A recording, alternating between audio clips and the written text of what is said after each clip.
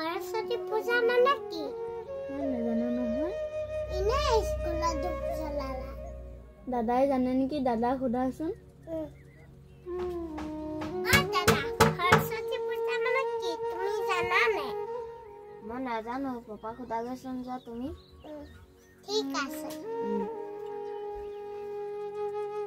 Papa বা দাদাই ন সৰস্বতী মানে কি একো নাজানে। তুমি পাৰিবা নেকি? মই দেই মনত পেলাব লাগিব, চাব লাগিব। মই তোমাক কম বাৰু দেই। ৰবা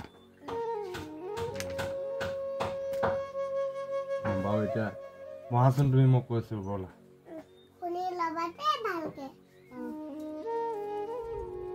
এই পূজাৰ দ্বাৰা শিক্ষাৰ্থীৰ মনত এক পবিত্ৰভাৱে ঠাই লয়। জ্ঞান আৰু বিদ্যাৰ প্ৰতি আগ্ৰহ বাঢ়ে।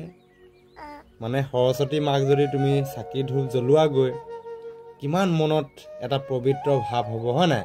মই ভালদৰে পঢ়িম, লিখিম, ভাল মানুহ হ'ম, তুমি মনতে ভাবিবা নহয়। তেতিয়া ভাবিবা নাই? সেই তেনেকুৱা পবিত্ৰ ভাৱবোৰ উদয় হয় মানুহৰ মনত, বুজিলা? ছাত্ৰ ছাত্ৰীৰ মনত, বুজি পাইছা? সৰস্বতী বিদ্যাৰ অধিষ্ঠাত্ৰী দেৱী। তেওঁক শিক্ষাৰ্থীয়ে জ্ঞান আৰু বিদ্যাৰ অধিকাৰী ৰূপে পূজা কৰে। তেওঁক বাগদেৱী বা বীণাপাণি বুলিও কোৱা হয়।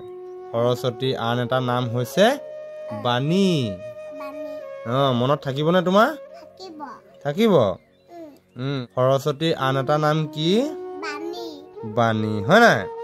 বাণী জ্ঞান আৰু বিদ্যাৰ প্ৰতীক। বুজি পাইছনে? তৃষ্ণাই বুজি পাইছনে? বিদ্যাক আৰ্য ঋষি মুনিসকলে শুক্ল ৰূপে কল্পনা কৰিছিল।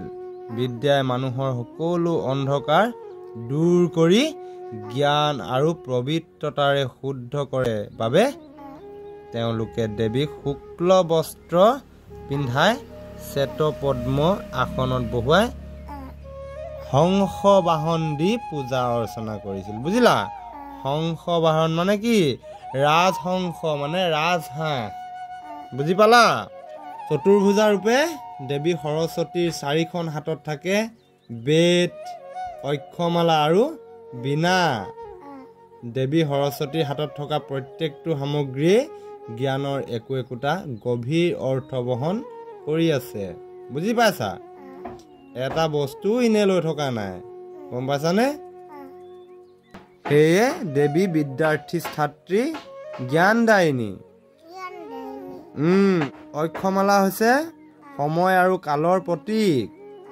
2খন হাতত থকা বীণা হ'ল সুকুমাৰ। বুজি পাইছা নাই? নাই পোৱা ন? ডাঙৰ হ'লে বুজিবা।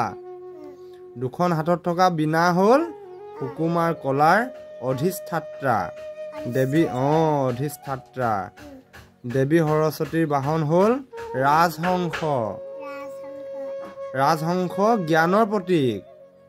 দেৱীৰ হাতত থকা কিতাপ আৰু বীণাই বিদ্যা আৰু সংগীতৰ মাজত থকা গভীৰ সম্বন্ধৰ কথা বুজায়। বুজি পাইছা? এইবোৰ বহুত ডাঙৰ ডাঙৰ কথা জানিবলৈ আছে তোমালোকে, গম পাইছানে? এনেই সৰস্বতী আই মাতৃক ধূপ ধূনা জ্বলালে হ'ব জানো? নহ'ব। আৰু পাৰিব লাগিব, মনত ৰাখিব লাগিব সদায়। বুজি পাইছা? নহ'ব আকৌ। মাঘ মাহৰ শুক্লা পঞ্চমীৰ দিনা বিদ্যালয়, মহাবিদ্যালয়, বিশ্ববিদ্যালয় আৰু আন শিক্ষানুষ্ঠানসমূহতো ছাত্ৰ ছাত্ৰীসকলে অতি উৎসাহ আৰু উদ্দীপনাৰে সৰস্বতী পূজা পালন কৰে, গম পাইছা? পূজাৰ দিনা ছাত্ৰ ছাত্ৰীসকলে ফুল, তুলসী আৰু বেলপাত লৈ দেৱীক পূজা কৰে। পূজাৰ অন্তত মাহ প্ৰসাদ আৰু খিচিৰি বা লুচি পুৰি আদি খায়। পূজাৰ পিছদিনা ছাত্ৰ ছাত্ৰীসকলে এক শোভাযাত্ৰা কৰি ধূপ ধূনা জ্বলাই দেৱীৰ ধ্বনি দি পুখুৰীত বা নদীত বিসৰ্জন দি দিয়ে। মানে কালিলৈ বিসৰ্জন দি দিব। এতিয়া বুজি পালানে কথাবোৰ? ভালকে বুজি নাপালো, ডাঙৰ হ'লে বুজি পাম। ডাঙৰ হ'লে ভালকে বুজি পাবা দেই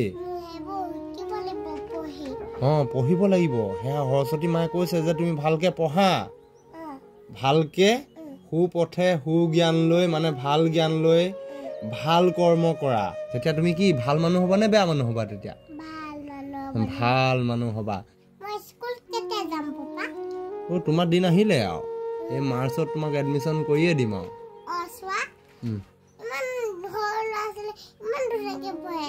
ইমান ধুনীয়াকে পঢ়িব পাৰে দেখিছা নাই তুমি ক'ত যাবা তেতিয়াহ'লে লিটল এঞ্জেল